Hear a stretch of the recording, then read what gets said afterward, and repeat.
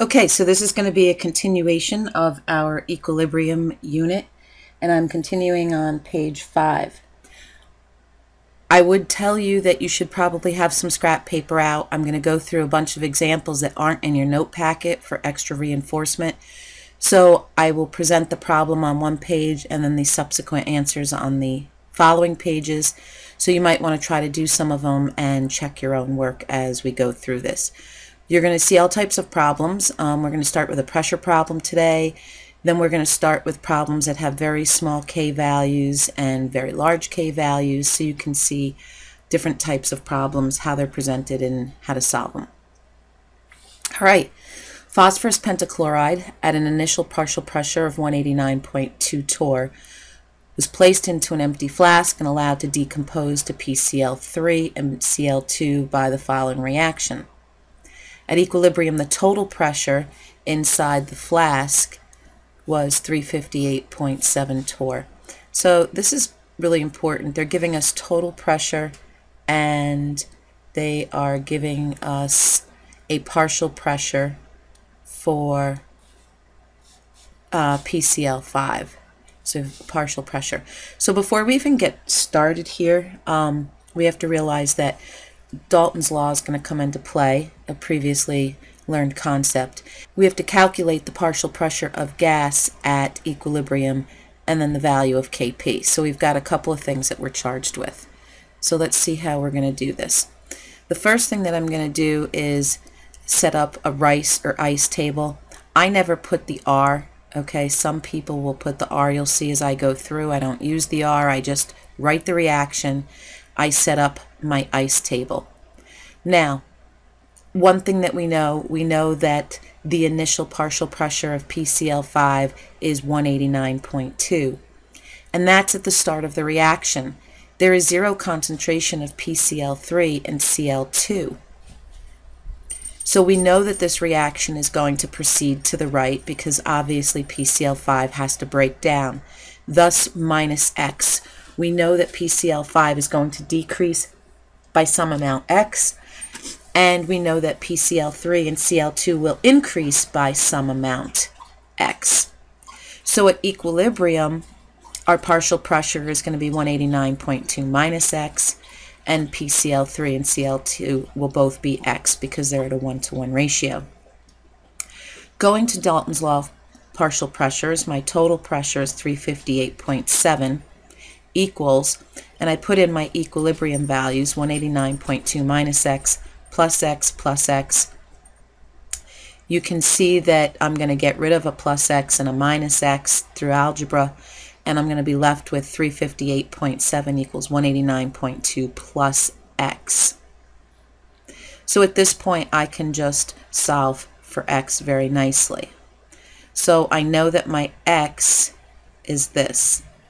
So if my X is 169.5 torr, we know that that equals the concentration of PCl, or the pressure of PCl3 and the pressure of Cl2. And then to find PCl5, I'm just going to subtract that from 189.2. So I did that here. 189.2 minus X, which was 169.5, gives us the pressure of PCl5 equal to 19.74. And as I just told you, PCl3 and PCl are both 169.54. Now I could take these equilibrium values, put them into my equilibrium expression, which, if you remember the reaction, we have PCl3, so it was the reaction was PCl5, okay, PCl3 plus Cl2. So it's reactants over products, PCl3 times PCl2 over PCl5. Everything was a 1-to-1 ratio, and I get a Kp equal to 4960 torr. So I've solved for my equilibrium concentrations, they're up here, and I've solved for my Kp. As we proceed, anytime I have a pressure problem, you will see me write Kp. Anytime we have a concentration problem, most times you will see it just written as K. They won't take the time to write KC. So K or KC is talking about concentration, KP is talking about pressure. So here we go. This is not in your notes, these are additional problems. So in this problem here, the formation of its elements H2 plus Cl2 yields 2HCl. I'm just going to write that down here. 2H2 plus Cl2 yields 2HCl. Okay, so what do we know? We know in the beginning that our K is 0.404, that's written here. We know that our initial 3 moles of HCl, and we have 3.85 moles of H2, and we know at equilibrium we have 0.86 moles of Cl2. So initially we have no Cl2. Initially we have no Cl2. Okay, so there's a couple things going on here. First thing we need to do is get from moles into a concentration, so we divide by our 5 liters and we get our concentrations. Remember that the 0 means initial concentration, so our initial concentration of H2 is 0.77 and Cl is 0.6. We have no initial concentration of Cl2, but we have an equilibrium concentration of 0.172. So we need to find the equilibrium concentrations of H2 and HCl. Now, an important thing to realize by just writing this down is that because this initial concentration of Cl2 is 0, that the reaction is going to proceed to the left because the reaction is going to try to replace this Cl2 that is 0. So that's important to realize as we proceed. So, as I said, the system must shift to the left because initially we're missing one reactant. Hence the change to the H2 is positive and the change to the HCl would be negative. So that means that the left side of the reaction is going to increase while the right side of the reaction is going to decrease. Since there is 0.172 moles of Cl2 at equilibrium, it means 0.172 molar of H2 is added because the ratio between Cl2 and H2 is 1 to 1. And then it also means that there is 2 times that same concentration less of HCl because the ratio between Cl2 and HCl is 2 to 1. So I know that's a lot of words. Let's see what that looks like. So here's my ice table, and I write my reaction. We calculated our initial concentration of H2 to be 0.770. We knew that this was 0, and we knew that this was 0.6. We calculated all that on the previous page. Then we said that we knew the equilibrium concentration of Cl2. So equilibrium equals initial plus change. Okay? Equilibrium equals initial plus change. So if at equilibrium I'm 0.172, which is a piece of information they gave me in the problem, then we know that this has to be 0.172. Okay? I want to show you just briefly over here. If we had solved this the way we normally solve it, this would have been plus x under the H2 for change. This would have been plus x under the I2, and then over here under 2HCl it would have been minus 2x. Okay, and then we would solve for our equilibrium concentrations. But because we knew the equilibrium concentration of Cl2, we knew what this was. We knew that this was 0.172, and we know that equilibrium equals I plus C, So we knew before we even started what x was in this case.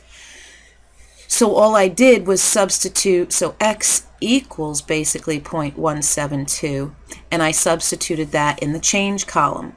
So this is plus 0.172, because remember we said the reaction is going this way. This is plus 0.172, and this is going to be minus 2 times 0.172. So I've got all my equilibrium concentrations already. Now I just have to verify that with K. So I plug them in. It was HCl squared because it's products over reactants divided by the concentration of H2 times Cl2. And our K is equal to 0.404, which is actually, this is a check because that's what they gave us in the question. The reaction 2NO2 yields NO3 plus NO gas has a K value of 31.7 at 700. Thing that I noticed right away that this K is very large, so that's going to be imperative in how I approach this answer. A 2.5 liter flask at 700 K has a mole of each species initially. So the first thing that I want to do is calculate my concentrations. They're all 1 mole divided by 2.5 liters. So I get initial concentrations of 0.4 molar. Now, one thing that's going to be important in solving equilibrium problems is using your reaction quotient or your Q to compare to K to figure out which way the reaction is going to shift, so you know which side's increasing and which side's decreasing. Remember that your reaction quotient uses the law of mass action and the initial concentrations. So our law of mass action is simply products over reactants. So this is where we would have the concentration of NO3 over the concentration of NO over the concentration of NO2 squared. Okay? And then I substitute in, so I've got 0.4 times 0.4 over 0.4 squared. So let's see what that does. So that's going to give us a Q of 1. So our Q is less than our K because we're comparing 1 to 31.7. When Q is less than K, the system will shift to the products. So what that means, it's going to drive the forward reaction. There are not enough products at the initial conditions. It means that our reactants are much greater than our products. So when we think about the reaction that we started with, okay, then the change in NO2 is negative and the changes in NO3 and NO would be positive.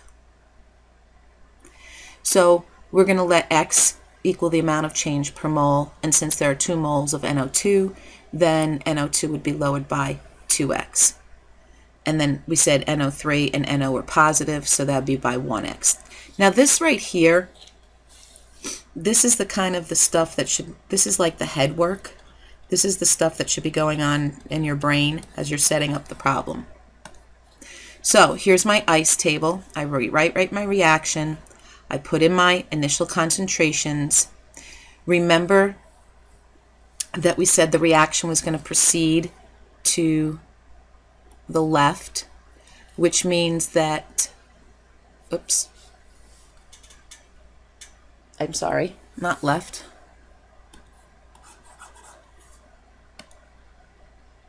The reaction is going to shift to the right because our initial concentration was greater on the reactant side. So that means that this is going to be minus X, and it's 2X because of this 2. This is going to be plus X plus X. So at equilibrium, we've got 0.4 minus 2X. That equals our equilibrium. 0.4 plus x, and 0.4 plus x. So now here's our equilibrium expression, and we put these in. Now, technically, there's two ways that you can solve this equation, and really the answer is, how you solve it is up to you. I like using the solver, okay, in the calculator. And some of you may want to use the quadratic formula. I also have a program that you can enter into your calculator to solve the quadratic formula. So if you're interested in that program, let me know. I have to type it in unless you can connect your calculator to the computer. I typed mine in. So it's either way, whichever is more comfortable for you to solve the problem.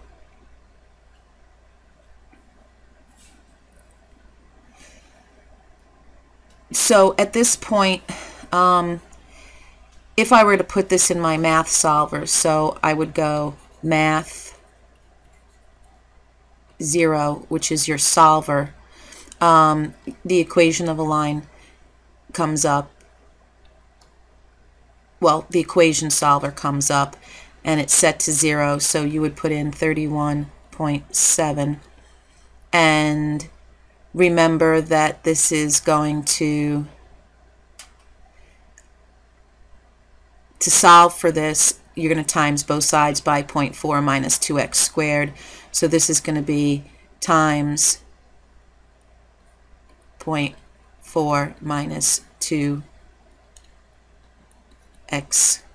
squared.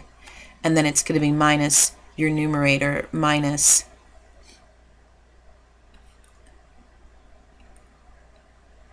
0.4 plus x squared. And then you hit the equal sign. And then you have to put in a concentration. So the rule of thumb is that it's 10% less than your initial concentration. So I would put in 0.04, which is 10% of 0.4, and then I would hit alpha solve. And like I said, you can solve it using the quadratic formula, or if you have the quadratic problem in your calculator already, that's fine. I like to take the path of least resistance. So when we do that, we get an x equal to 0.151006. That is my x. So then basically I just substitute back into my equilibrium expressions. So for NO2 I had 0.4 minus 2x, so 0.4 minus 2 times 0.15106 gives me this concentration at equilibrium, and then 0.4 plus x gives me 0.551, and of course NO3 is going to equal NO because they were a 1-to-1 ratio. And then to check, I can plug these back in and see if I come up with my K value, which I did. Moving on, another problem. So in this reaction, SO2 plus Cl2 yields SO2Cl2, has an equilibrium constant of 0.486 at 500. Determine the equilibrium concentration if there are 2 moles of each species in a 10-liter container. So my K is 0.486. I find my molar concentrations, and I'm looking for equilibrium concentrations. Remember, I'm going to solve for Q. Okay, I've got SO2Cl2 concentration of over SO2Cl2, and I just plug in those concentrations, and what I get is a Q equal to 5. So now my Q is greater than 0.486, not by much, okay? And when Q is greater than K, that means that the initial concentration of my products is greater than that of my reactants, so the reaction is going to shift left. So if my reaction shifts left, that means that my SO2 and Cl2 are going to be positive, and the change in my SO2 Cl2 would be negative. Let's look at what my table looks like. Here's my ice table. 0.2, 0.2, 0.2. We said it was shifting left because our Q is greater than our K, which means that my product is going to be negative X. My reactants are going to be plus X. So I've got 0.2 plus X at equilibrium, 0.2 plus X at equilibrium, and 0.2 minus X at equilibrium. This one's pretty easy because everything is a 1-to-1 ratio. Again, you can solve using plain algebra, quadratic, or solver, depending on what's easiest for you. I like the path of least restriction, so I'm going to put everything into my solver. So in my solver, it's going to be 0, because this is the equation, 0.486 times 0.04 plus 0.4x plus x squared minus 0.2 minus x. I hit the equal, and then 10% of my initial concentration is going to be 0.02, alpha solve. And I'm going to come up with x equal to 0.14287. Once I have my x value, I can substitute back into the mathematical expressions and solve for my equilibrium concentrations, put that back into my K value, and it matches, so I know that I'm pretty spot on. Okay. Here's another problem. The equilibrium constant for the system C2H6 plus Cl2 yields C2H5Cl plus HCl. So our K, they embedded it in here. We got to pull that out because it said equilibrium constant. So our K is equal to 0.1. And then they gave us moles of C2H6, moles of Cl2 and HCl. They're all 6 moles in a 3-liter container. Therefore, my initial concentrations are all 2. Remember, you're going to find your Q. So we've got C2H5Cl times the concentration of HCl over C2H6 and Cl2. So we plug these guys in. Let me see something.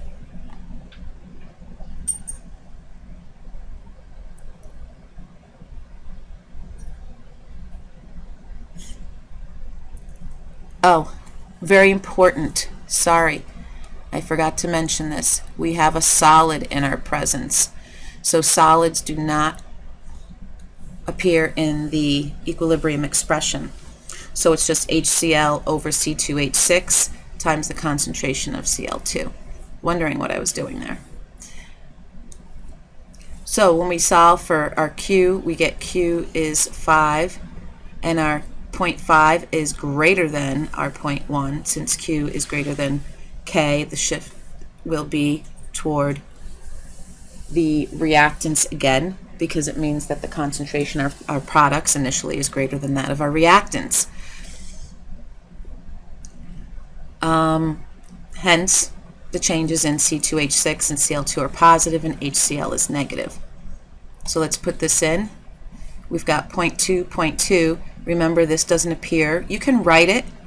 Okay, it's always good to write it, but it's going to be blank because this is a solid. 0.2. We said it's shifting left because Q is greater than K. And minus x plus x plus x. We put these in. We set up our equilibrium.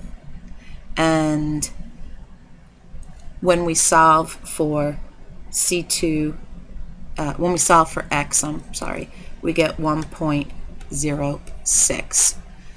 So once we know what x is, then we can plug it back into our equilibrium expressions. We can get our final concentrations or equilibrium, plug that back into our K. It matches with our 0.1, so we know that we're pretty close and spot on. Okay, I think this is the last problem. This back to a pressure problem because we've done quite a few concentration problems. The reaction of CO plus Cl2 yields CoCl2. Equilibrium Kp is 0.289. We have initial pressures of all three things, and they are all mixed in a 7.5 liter flask at 450.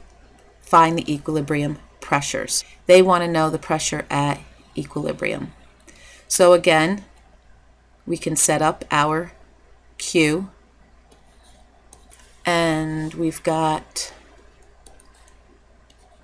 CoCl2 over concentration of CO times the concentration of Cl2. And we can plug all these in, and we get a QP equal to 0.208. Comparing that at 0.289, Q is less than K, therefore the reaction is going to shift to the product side, because that means that our initial ratio of our reactants is greater than our products. Hence the change of CO and Cl2 are going to be negative, and the change of CoCl2 would be positive. So let's look at our ICE table. We've got CO plus Cl2. Remember, we said the shift was to the right, so these are going to be negative. This is going to be positive. These are our partial pressures at equilibrium.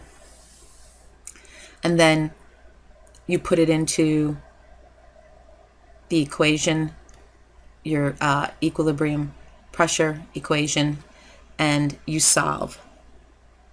And I get a pressure, well, I'm sorry, jumping ahead of myself there.